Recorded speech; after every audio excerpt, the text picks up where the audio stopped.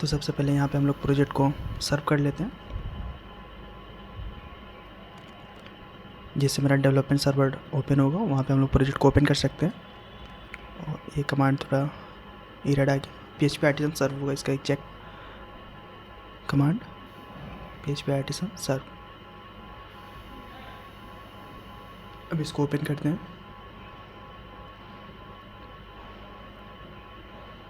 यहाँ मेरा project open हो चुका है। अब चलते हैं हम .env में, यहाँ से हम अपने डाटाबेस का कनेक्शन करेंगे। तो बस यहाँ पे डाटाबेस का नेम डालेंगे, जैसे मेरा डाटाबेस का नाम होगा ई-कॉमर्स। अब इसको कॉपी करेंगे, ओपन कर लेते हैं सबसे पहले PHP में एडमिन। अब यहाँ न्यू पे क्लिक करते हैं, क्योंकि ये डाटाबेस न्यू है मेरा। यहाँ पेस्ट कर देंगे, क्रिएट पे क्लिक कर देंगे।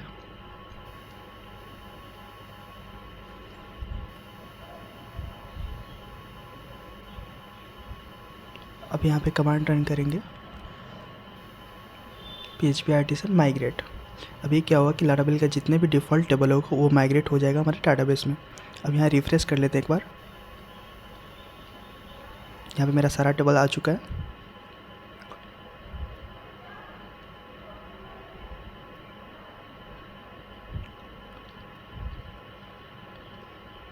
अब एक बार सर्व कर लेते हैं प्रोजेक्ट को। अब ओपन करते हैं लारावेल का ऑफिशियल वेबसाइट।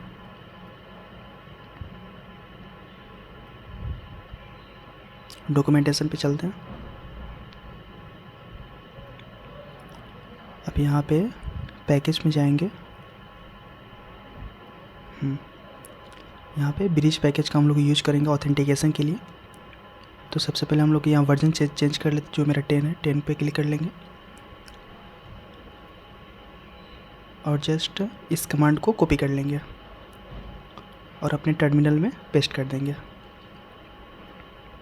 यहाँ पे ओपन करते हैं टर्मिनल, Ctrl+Shift+tilde। इससे क्या होगा कि मेरा विजुअल स्टूडियो कोड का एक टर्मिनल ओपन होगा।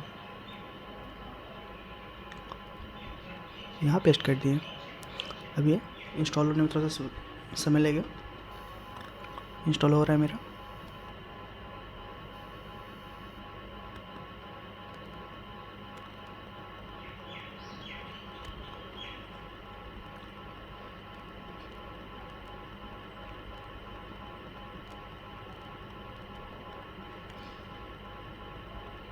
अब मेरा इंस्टॉल हो चुका है। अब नेक्स्ट कमांड है PHP आर्टिसन ब्रिज इंस्टॉल। इसको यहाँ पे पेस्ट करेंगे।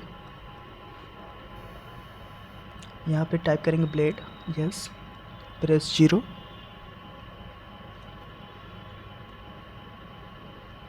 Now installing authentication.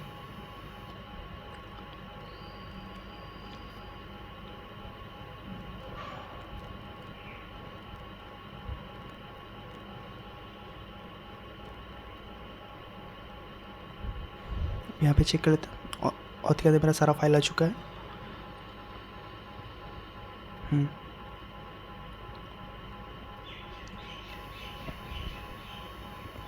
अच्छा।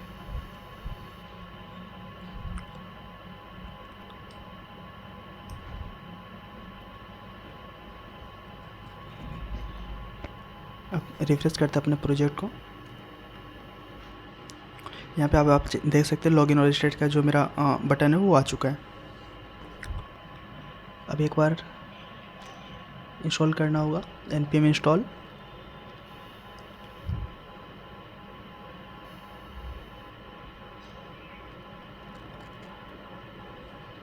It will take some time, so you have to wait.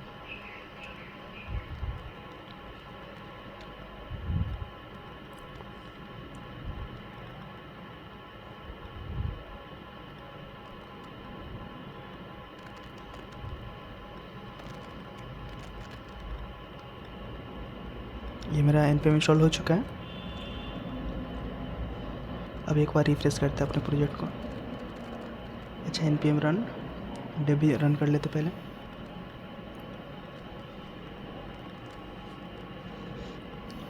ये भी क्या करता है कि हम लोग का एक डेवलपमेंट सर्वर देता है।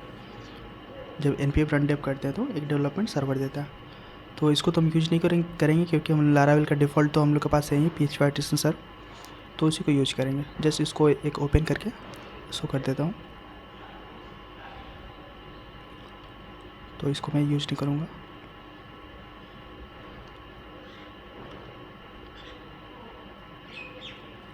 PHP आर्टिसन सर,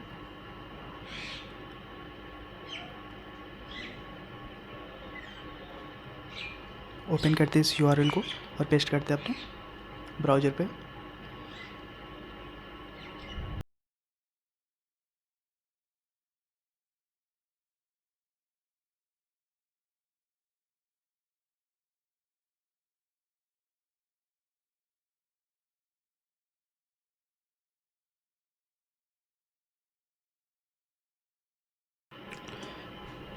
अब यहाँ रजिस्टर बटन पे क्लिक करेंगे हम लोग, तो एक एरर आ रहा है। तो ये इसको सबसे पहले npm run build का एक कमांड चलाना होगा, जो क्या करता है कि जो हम लोग का जो CSS और JS फाइल होता है वो पब्लिक फोल्डर में मूव कर देता है।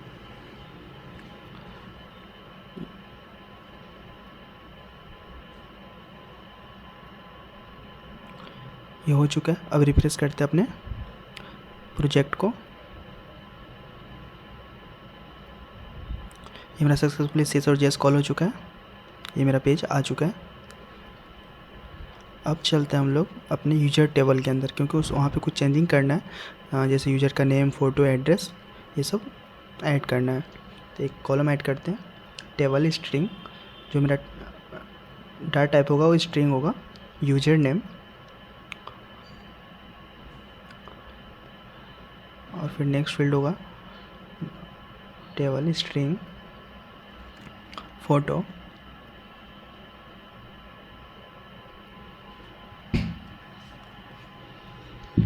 नेक्स्ट होगा एड्रेस। उसके बाद ऐड करेंगे हम लोग रोल। रोल में क्या होगा कि एक एडमिन होगा, एक वेंडर होगा और एक यूजर होगा। तो डिफ़ॉल्ट में हम लोग का यूजर रहेगा। और फिर नेक्स्ट कॉलम ऐड करते हैं स्टेटस। उस लॉगिन यूजर का स्टेटस क्या होगा, एक्टिव, इनएक्टिव, यूजर को रिमूव कर देते हैं। डिफ़ॉल्ट में यहाँ पे एक्टिव रहेगा। ये यूजर है, एक्टिव, इनएक्टिव, यूजर, डिफ़ॉल्ट में यूजर रहेगा। अब इसको रिफ्रेश कर लेते हैं। PHP आर्टिसन माइग्रेट, अच्छा ये माइग्रेट तो पहले कर चुका हूँ, तो यहाँ पे माइग्रेट रिफ्रेश कर लेते हैं। क्योंकि मेरे पास टेबल तो है नहीं, तो माइग्रेट रिफ्रेश से यहाँ पे कर सकते हैं, कोई भी डाटा तो मेरे पास है नहीं। अब यहाँ पे रिफ्रेश करते हैं यूजर टेबल को। ये मेरा कॉलम सक्सेसफुली आ चुका है। अब यहाँ स्ट्रक्चर पर चेक कर लेते हैं एक बार। ये रहा यूजर नेम, रोल, स्टेटस, सब आ चुका है।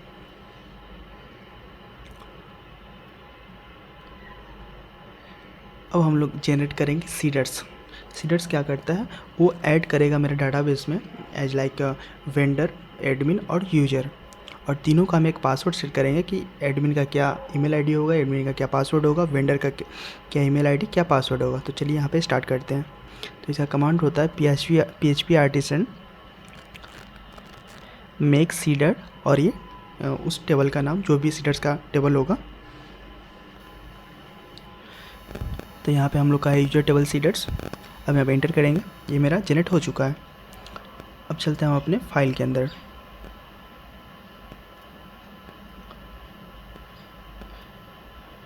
डाटाबेस सीडर्स, ये रहा मेरा वो टेबल।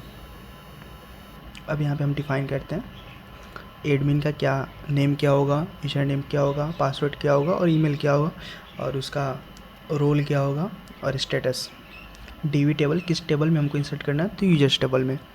तो उस टेबल का यहाँ पे नेम देंगे।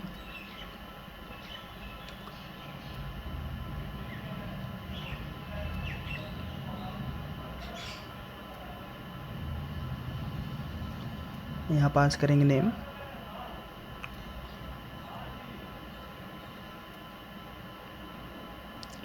नेम में क्या होगा, एडमिन,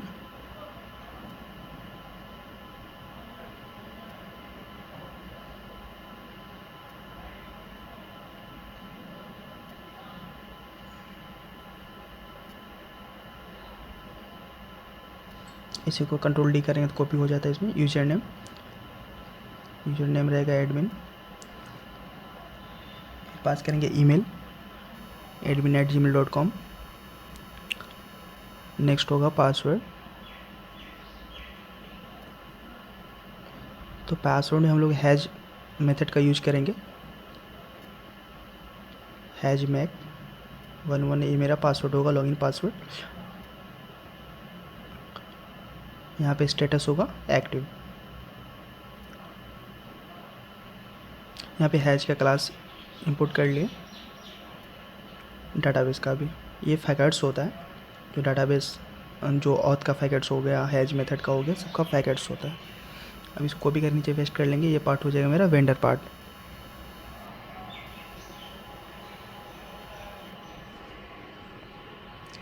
नेम में पास करेंगे अमित वेंडर, यूजर नेम हो जाएगा वेंडर और मेल हो जाएगा vendor@gmail.com। पासवर्ड सेम रहने देंगे।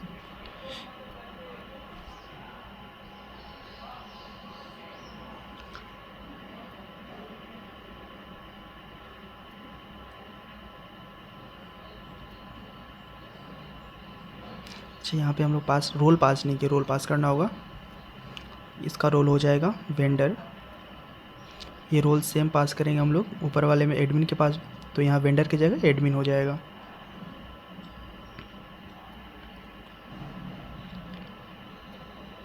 और इसी कॉपी नीचे पेस्ट कर दिए यूजर्स के लिए। यहाँ नेम में पास करेंगे जो भी नेम यहाँ पे डालना चाहते हैं। सीडर्स का यूज हम लोग इसलिए करते हैं कि डम्बी डाटा को जो होता है ना डाटाबेस में सीड्स करने के लिए, स्टोर करने के लिए। यहाँ यूजर का ईमेल आईडी डाल दिए, रोल यहाँ पे डाल देंगे यूजर। ये मेरा सारा कुछ हो चुका है।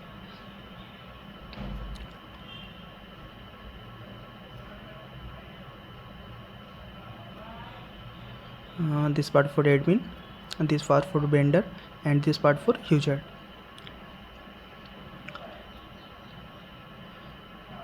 अब चलते हैं हम लोग यहाँ पे उस फाइल को यहाँ पे कॉल करना होगा, $this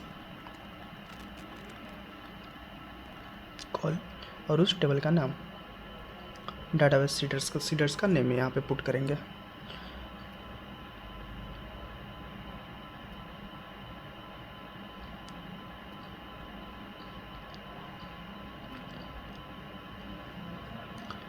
इसको इंपोर्ट कर लेते हैं सीडर्स को।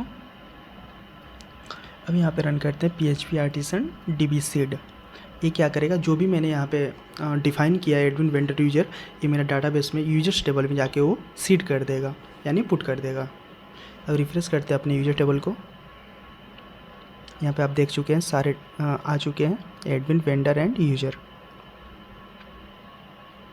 अब क्या करेंगे, इसको हम लॉगिन करके चेक करेंगे कि ये मेरा लॉगिन काम कर रहा है या नहीं। अच्छा, PHP आर्टिसन सर्व करना होगा।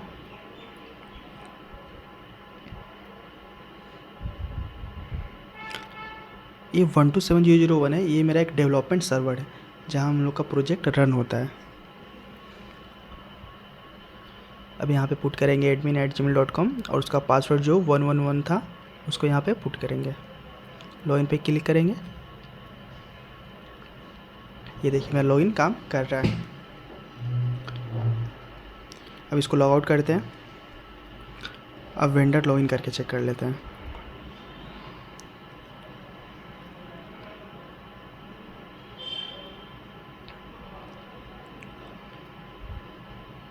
इसको कॉपी किए यहाँ से मेल को, यहाँ पेस्ट किए, फिर पासवर्ड यहाँ से कॉपी किए और जो पासवर्ड यहाँ डालेंगे उसी से ये लॉगिन होगा। ये देखिए ये भी लॉगिन मेरा काम कर रहा है। अब इसको लॉग आउट करते हैं। अब एक बार यूजर से चेक कर लेते हैं यूजर लॉगिन मेरा काम कर रहा है या नहीं। पेस्ट किए, पासवर्ड डाल दिए, कॉपी पेस्ट, लॉगिन। अब मेरा यूजर लॉगिन भी काम कर रहा है।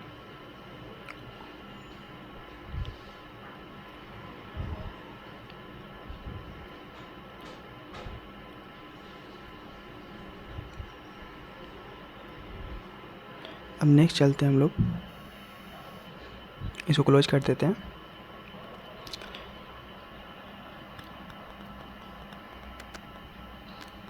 यहाँ पे एक फ़ोल्डर बनाते हैं एडमिन।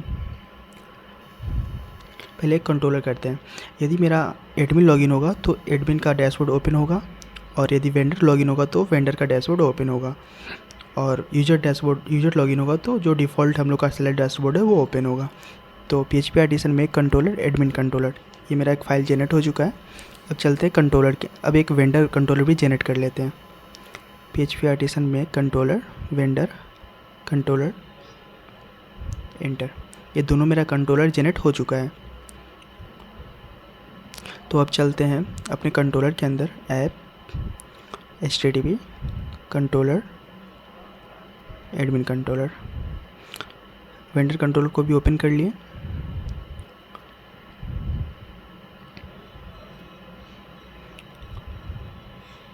अब ओपन करते हैं अपने राउट फाइल को। यहाँ पे डिफ़ाइन करेंगे कि एडमिन का जो डैशबोर्ड होगा उसका पाथ क्या होगा, और वेंडर का जो डैशबोर्ड होगा उसका पाथ क्या होगा।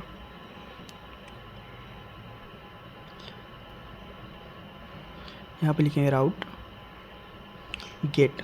जब भी URL मेरा जो हिट होगा तो गेट मेथड का यूज करेंगे, और ये एडमिन डैशबोर्ड ये मेरा URL होगा।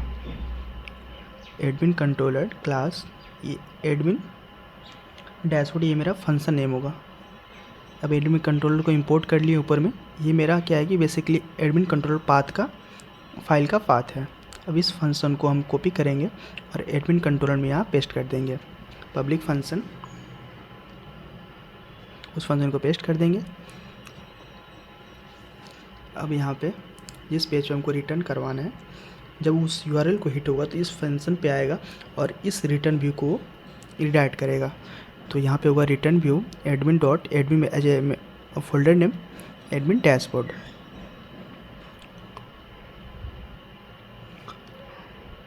अब एडमिन डैशबोर्ड का एक फ़ाइल बनाना होगा एडमिन के अंदर। रिसोर्स व्यू एडमिन के अंदर एक फ़ाइल क्रिएट करते हैं .blade.php। अब इसके अंदर है जो टेक्स्ट कुछ लिख देते हैं HTML5। ये क्या करता है, मेरा HTML का स्ट्रक्चर जो होता है वो बना के दे देता है। This is admin dashboard.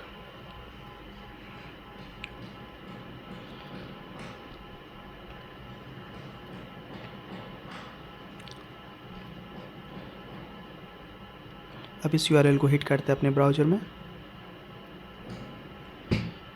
ये देखिए, अब अच्छा PHP आर्टिसन सर्व करना हो क्योंकि मेरा यहाँ पे तो क्लोज हो चुका है।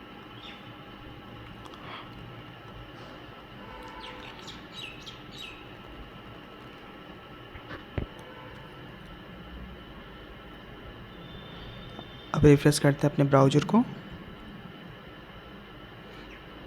ये देखिए सक्सेसफुली मेरा कॉल हो चुका है जो URL मैंने बनाया। अब सेम टू सेम ऐसे ही वेंडर के लिए बनाना होगा। तो इसको कॉपी करते हैं, नीचे पेस्ट करते हैं और यहाँ पे URL में चेंज कर देते हैं वेंडर डैशबोर्ड। यहाँ पे कंट्रोलर भी चेंज कर दिए वेंडर कंट्रोलर।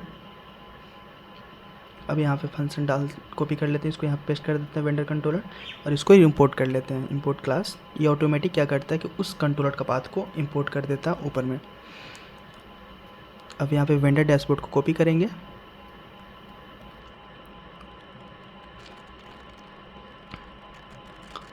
और यहाँ पे एक फंक्शन बनाएंगे पब्लिक फंक्शन। अब यहाँ पे इसको रिटर्न करेंगे, रिटर्न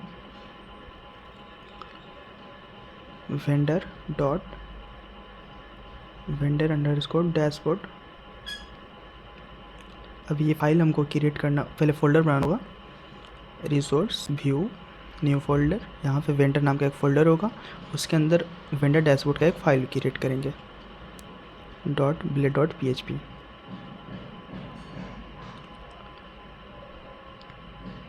blade.php मेरा लारावेल का एक्सटेंसन है। लारावेल का ये टेम्पलेट इंजन है जो लारावेल यूज करता है, तो इसका एक ब्लेड है। अब इसको रिफ्रेश करते हैं वेंडर डैशबोर्ड को एक्सेस करके। ये देखिए मेरा ये भी पार्ट कॉल हो चुका है। अब नेक्स्ट वीडियो हम लोग करेंगे ऑथेंटिकेशन यूज करेंगे मिडलवेयर के थ्रू। जो एडमिन होगा वो एडमिन के डैशबोर्ड पे रिडायरेक्ट होगा और जो वेंडर होगा वेंडर के डैशबोर्ड पे। Thanks for watching.